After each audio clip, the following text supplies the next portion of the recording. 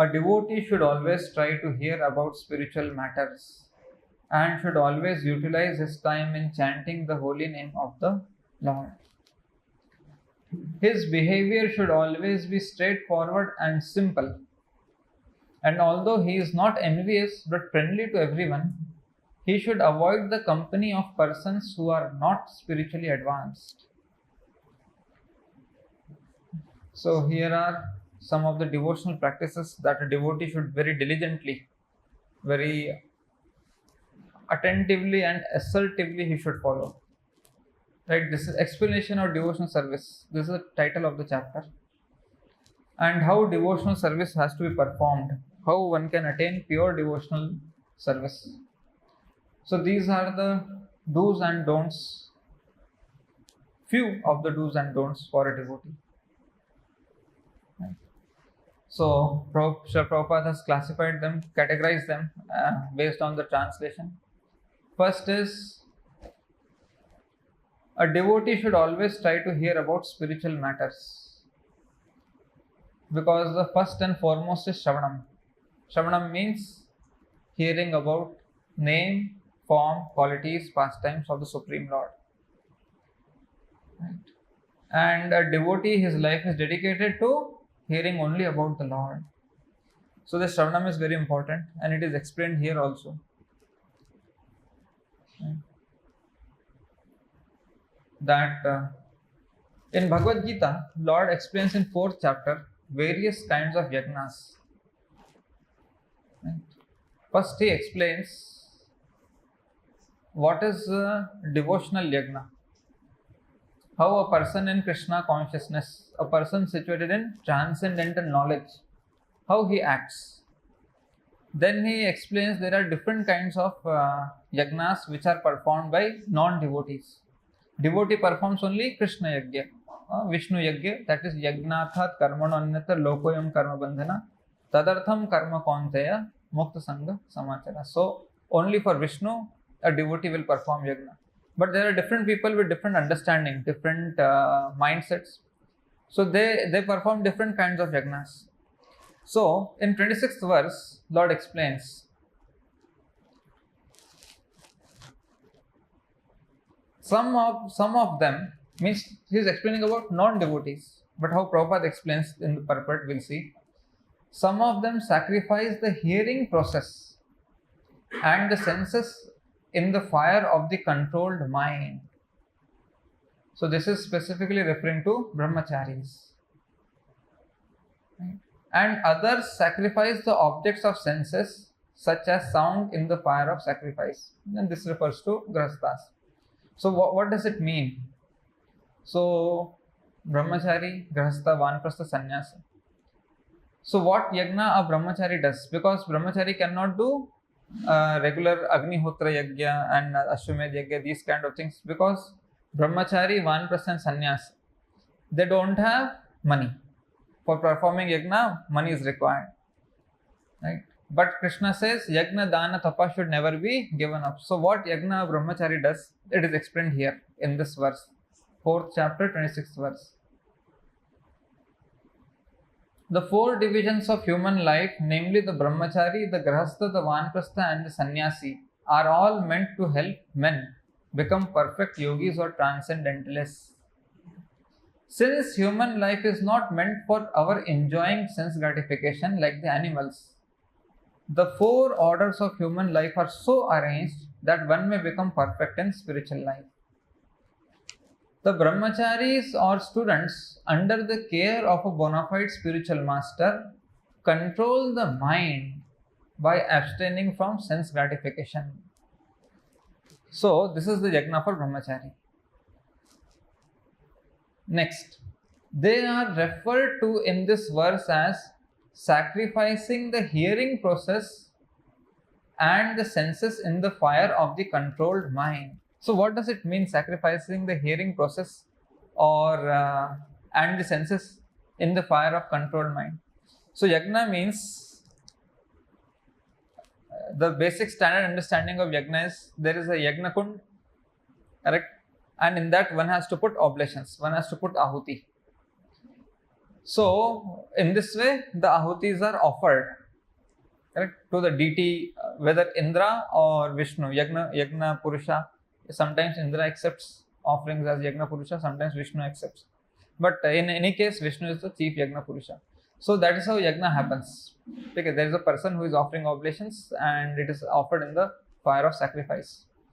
So in the same way, now the tapasya or yagna for brahmacharis, or for everybody there are different kinds of yagnas.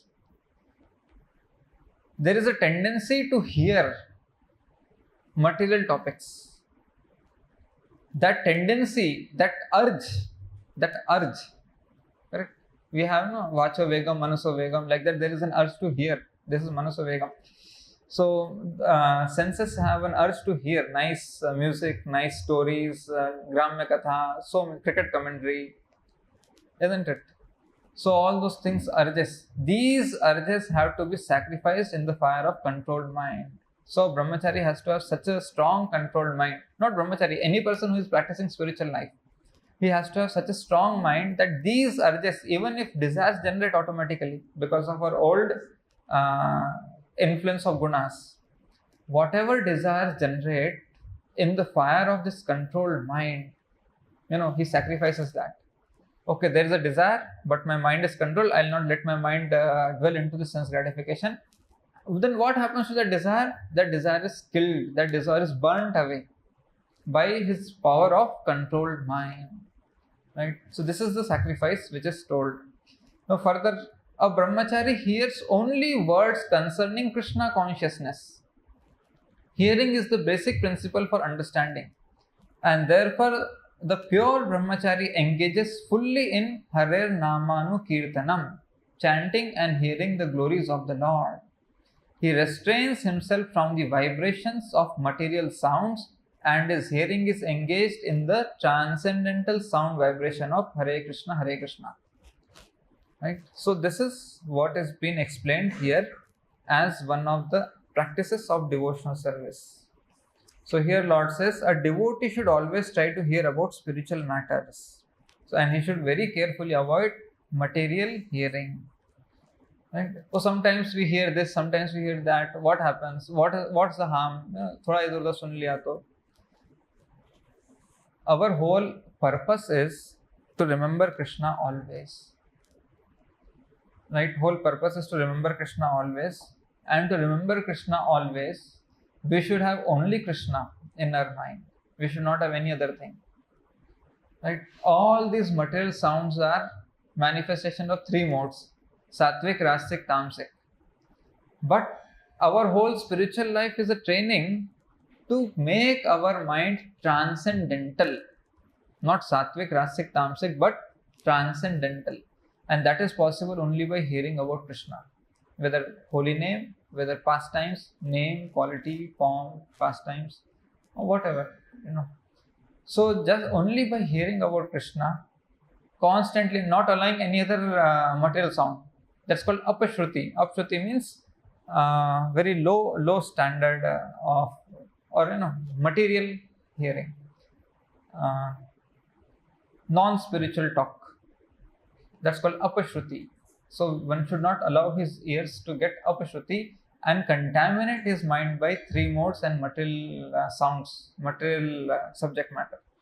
Because very quickly we are all conditioned, millions of births of conditioning under three modes has happened. Right? So for Maya Devi, it's not difficult to pop up any material thought and capture our mind in dwelling on that thought. Right? It's not, for Maya Devi, it's, like snapping a finger. Oh, chalo, isko Maya mein dalte hain. And it's very easy. So how much vigilance one has to exercise to keep his mind on Krishna, right? So one small thought, one small material thought, simple thought, can lead to next thought, next thought, next thought, and it can carry away our mind, which is meant only to think about Krishna, right? So a devotee, a practitioner of Bhakti Yoga, he is very careful that he doesn't indulge, he doesn't approach any material object, material sound, material information, material subject matter, and he always carefully, alertly, he keeps his mind on spiritual subject matter. Right? So it's very, very important. And when there are desire, there is urge to hear something interesting, some fascinating material news has come, some this thing has come. You know, if something falls to his ears, he takes it. He doesn't go searching for it. Right? The urge means you search for something. Urge means you are hankering to acquire something. Right? So scrolling through news apps and scrolling through so many reels and other things just to gather material information, material knowledge, which means we are filling every thought, every news, every information, every word, it's getting stored in our mind, and it is a seed for another desire. It's a seed for another deviation from uh, thinking about Krishna. So we are planting seeds. कुछ नहीं होता, वो तो देखा भूल गए is in our current memory, active memory, but in the back end, correct, the subconscious state, all these impressions are stored. If you read Gita carefully, all the impressions of this life will be are stored in the mind, and they are carried to the next life, next life, next life, like this.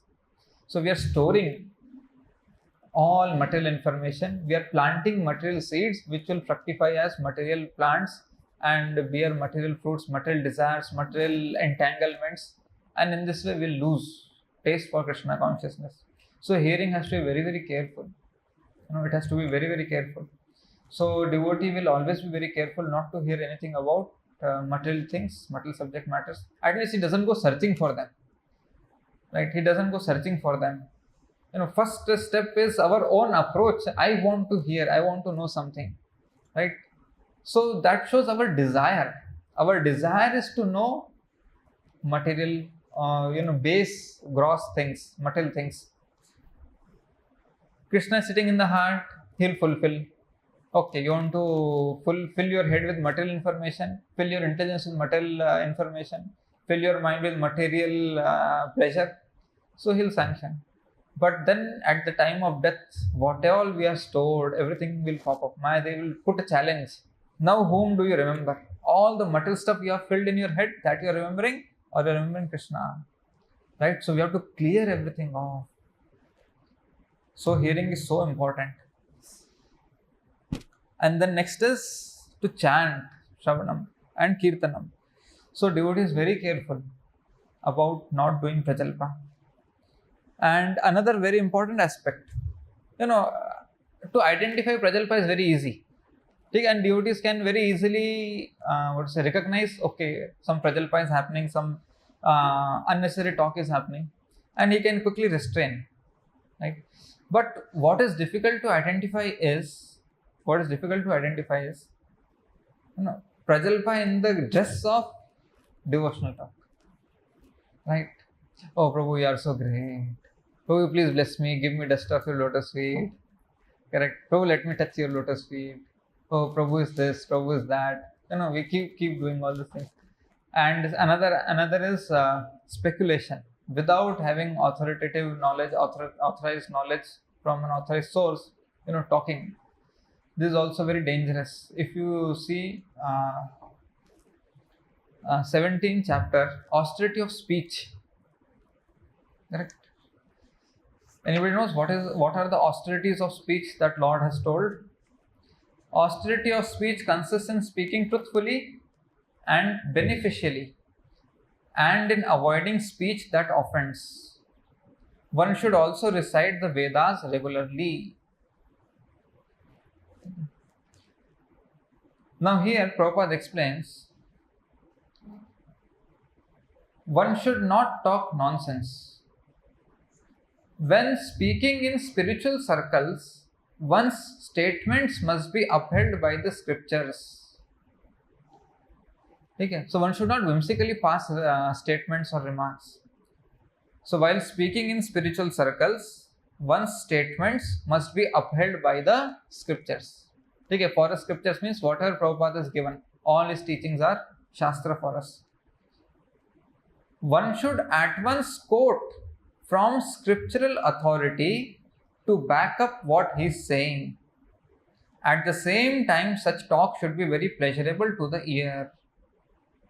By such discussions, one may derive the highest benefit and elevate human society.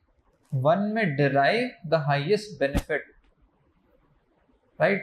So when we are talking, what are the standards set here? One is when talking in spiritual circles, even material circles, one should quote authority. One should quote authority. First point. Okay. His statement should be backed up by some authoritative source. Second, such talk should be very pleasurable to the ear. No, it has to be very pleasantly. Do you chant 16 rounds? No. Oh, you are an animal. You cannot say like that to any visitor passing by. We used to have one devotee who used to sell Bhagavad Gita in Bangalore. Somebody, he'll say, please take Bhagavad Gita, Gita Jayanti month or something, you take. No, I don't want Bhagavad Gita. You'll go to hell. Okay, please give. I'm afraid now. So, it's a fact. If you don't follow Bhagavad Gita, you'll go to hell. But how it has to be presented to a newcomer, first time visitor to temple, right? I came temple to go to Goloka or Swarga. The Swami is immediately sending me to hell, right? So one has to be very careful. And another very instructive thing Prabhupada tells here is, when a teacher speaks, he can speak the truth for the instruction of his students. Okay, when a teacher speaks, he can speak the truth for the instructions of his students. But such a teacher should not speak to others who are not his students, if he will agitate their minds. So see, austerity of speech, using this tongue, so many criticalities are there. How to use this, how to engage this tongue in even preaching Krishna consciousness, even chanting or glorifying the Lord to others. How carefully one has to speak. Those who are not students, somebody has come to temple, he has come to take darshan. Right? He has not told you, I am your student today onwards, please instruct me. And you say, chant, otherwise you are an animal. Right? So, one who is not his student, we should not speak in such a way that it will agitate that person's mind. Because if a person goes away from Chaitanya Mahaprabhu's mission, like this, Prabhupada says, it's a great disservice to Lord Chaitanya Mahaprabhu. Correct? If by our harsh conduct or whatever, if by our preaching, somebody is going away from the movement, somebody is feeling very awkward about the movement or discomfort, and he's distancing himself. No, I will not go to this temple anymore. They are very much pushy people. They are very, harassing people. They are bulldozing people like that. It's a disservice to Lord Chaitanya Mahaprabhu. Okay, you don't do anything. Keep coming. There are so many people who keep coming. Just keep coming every Sunday or whenever, every Ekadashi. Take darshan, take some prasadam and go. That is their level of sukriti they are supposed to attain, isn't it? So talking or speaking is so important. It has to be done so carefully that in the enthusiasm of our preaching, if we are making somebody go away, then it's a disservice. Okay, you don't want to follow, don't follow. Keep visiting, keep taking darshan. He is coming to temple, he is touching the soil of this temple. Correct? This is Pavan Bhumi. And he is hearing Harinam Sankirtan. Sometimes Prabhupada Kirtan is being played, sometimes live Kirtan is being played. He is taking darshan, he is taking some prasadam. Right? And he's having a look at devotees, their tilak, touching Prabhupada books, reading one sentence of Prabhupada book. So many sukritis. That's all is his level of acquiring sukriti. Right? So one should be respectful towards other living entities also. Right? Sometimes assuming, even while preaching to folk boys or Krishnashya congregation, we assume that okay, now they are my students, they are surrendered to me, and we very harshly preach them, agitating their minds. Everybody is not on the same level of surrender. Everybody is not on the same level of accepting spiritual knowledge, right? So it has to be very carefully done, very, very sensitively done. Then another aspect is in this purport, although he is friendly to everyone, not envious, friendly to everyone, but he should avoid the company of persons who are not spiritually advanced. So devotee is friendly to everyone, right? Prabhupada says, devotee will not consider his enemy as his enemy. Somebody thinks that somebody is saying, I am enemy of this devotee, right? And he is behaving like that. But devotee never considers the other person as enemy, right? He is always adveshta sarva bhutana maitra karuna evacha. So devotee doesn't nurture or cultivate hatred towards anybody, right? So how devotee handles that situation? In 12th chapter purport, Prabhupada explains this. When such a situation comes on a devotee, how devotee handles that? A pure devotee is never disturbed in any circumstances, nor is he envious of anyone, right? Why he should be envious? Who is envious? Who is envious? An asuri person, a demoniac person is envious who wants to show off his material opulences, right? Who wants to lord over. So envious person means first symptom of envy is what? You start comparing. Oh, I have this much, he has this much. So the moment we start comparing, we are not Krishna conscious. We are against the Lord because Lord has given him whatever he has. So devotee is not envious. Take a Lord has blessed you with this much, Lord has blessed me with this much. Within what I have got, I have to do my devotional service. Within what you have got, you have to do your devotional service. It's up to you how you use your blessings. It's up to me how I use my blessings. So devotee is not envious. He never compares. He never competes with other devotees. He is focused on how I am improving in my devotional service. Okay, so he is not envious of anybody. Nor does a devotee become his enemy's enemy. Okay, you think I am your enemy, but I don't think you are my enemy. Right? Why? Because he thinks that one is acting as his enemy due to his own past misdeeds. So it is because I have done something in the past, you have become my enemy right now. Right? But a devotee is not interested in continuing that enmity. He wants to finish everything here and go back to Godhead. And one of the four key points that Lord says for going back to Godhead, in 11th chapter, 55th verse, Gita, essence of Gita. Mat karma krin, mat parmo, mat bhakta sangha varjita. Okay, mat karma krin is first, mat parmo second, mat bhakta sangha varjita. Means without jnana karma dhyanavrtam. Without jnana and karma, one has to do bhakti. 3 ho gaye. 4th is nirvaira sarva bhuteshu. One who is nirvaira to all living entities. So devotee knows that if I have little enmity also towards somebody, yasamam eti Pandava will not happen. He will not go back to Krishna. Yasamam eti. Mam eti means he comes to me. To go back to Godhead, to go to Krishna, it's not what we do with Krishna, it's also what we do with other living entities. Not just our relationship with Krishna, but our relationship with other living entities also counts for going back to Godhead. Right? That's why in 12th chapter it said, Adveshta sarva bhutana maitra karuna evacha. He is not envious of anybody. Exactly this is what Lord Kapila is also said, mentioning here. Although he is not envious but friendly to everyone. Not envious means adveshta, sarva bhutana, maitra karuna means friendly, compassionate friend to all. If this is not there in us, that means we are so much influenced by Rajogun and Tamogun. Right? For a devotee, naturally it has to come. Even if somebody is enemy, he knows how to deal with the enemy, but he doesn't become envious of him. Right? He doesn't nurture hatred. Arjuna knew, I have to kill Duryodhana on Krishna's order. It's not my personal enmity towards Duryodhana. Right? It is on Krishna's order. Krishna knows for Duryodhana it is best to die, and I am being chosen as instrument. Nimitta matra bhav sarvasati. So as an instrument, Duryodhana, you have to be killed by my hands, or whoever has to be killed by Arjuna's hands. I'll kill and finish. I am doing Krishna's job. It's not my personal enmity towards you. It's my service to Krishna that I am supposed to kill. Whoever he has killed, Karna and other people. Of course, Duryodhana was killed by Bhima, and then he died on his own. But point is, it's not his personal enmity or grudge or hatred or envy towards them. Duryodhana had envy. Duryodhana's fighting was full of envy. That how I cannot let them take Hastinapur. Arjuna is not like that. After hearing Gita, he was very clear.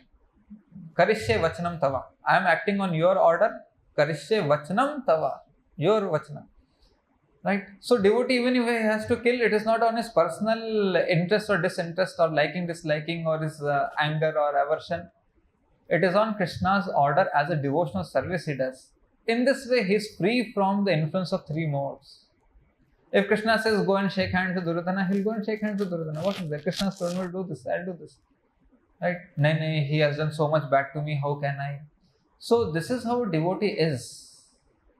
Devotee's actions are based on Krishna's instructions. I have to act what Krishna wants me to do, right? Not what personally I feel.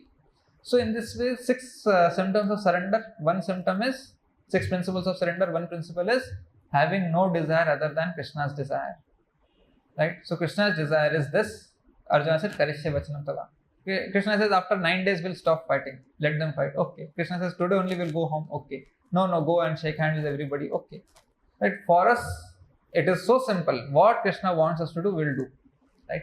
For others, it is very difficult. You see Yudhishthira Maharaj after the war, he started thinking whether I fought properly or not. Whether this was a valid, legitimate war or not. Just to make me king, so many people have died. Right? But Arjuna, after hearing Gita, he is very clear. Nashta moha smritir labdha tat prasadan mayachata. Right? So this is the whole point. So devotee does not have any personal feeling towards anybody. Right? How Krishna wants us to behave, we behave. Okay. Now another last point before we close. Avoid the company of persons who are not spiritually advanced. So what is meant by company? Association.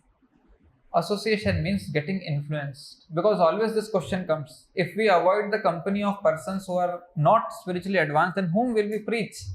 Because for preaching we have to pick people who are not spiritually advanced, right? So preaching means to influence. Preaching means to influence, right? Say you are going in your car or auto for preaching, and then on a red light, vehicle stops, and then you see one billboard. New iPhone 17 has been launched.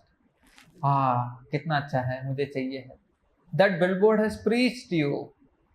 You have become influenced by that billboard. So getting influenced, preaching means to get influenced. Like that, we associate with so many materialistic people. Right? So we sometimes see very palatial bungalows, very hi-fi offices, and we get influenced. Wow, such a nice life. The moment you say, wow, such a nice life, gone, you are influenced. Right? No, it is just arrangement of material elements. Nice life is this. 24 hours transcendental association of Radha Madhav, Srila Prabhupada and Vaishnavas.